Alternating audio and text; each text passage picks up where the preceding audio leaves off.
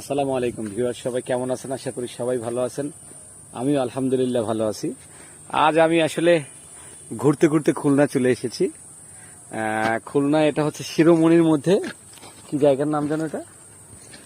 শিরোমণি পূর্বপাড়া। আচ্ছা, শিরোমণি পূর্বপাড়া। আমি আসলে রেল লাইন সংলগ্ন একটু পথ ধরে হাঁটতেছিলাম, তো চিন্তা করলাম আসলে এত সুন্দর একটা ভিউ আপনাদের সাথে যদি শেয়ার না করি তাহলে আসলে ভালো লাগবে না।